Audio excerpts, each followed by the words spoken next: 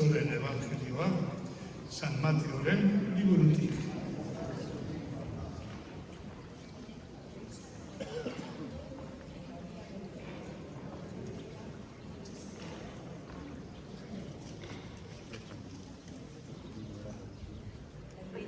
Eta Oliamendi ondoan, Betfagera iritsi zirenean, Jesusek bere bi ikasle bidali zituen esanez.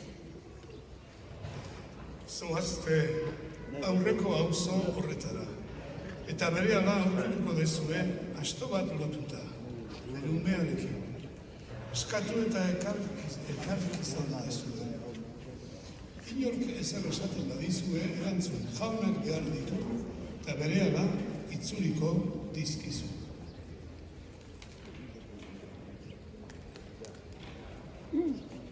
Guzti hau gertatu zen, profetak esana bete zedin.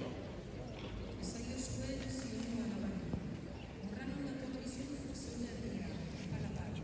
Asto gainean eserina, asto zamari baten ekearen gainean. Joan ziren ikasleak, eta egin zuten Jesusek agindu ziena. Ekarri zituzten astoa eta astakumea. Eta beren estalkiz, txalmatu zituztenean, gainean jarri zen Jesus. Jendetzak bere zuingainekoak bidean zabaltzen zizkion. Beste batzuek zuhaitz adarrak ebaki eta bidean botatzen zituzten. Eta aurretik eta ondoren, zijoazenek honela zioten oihuka.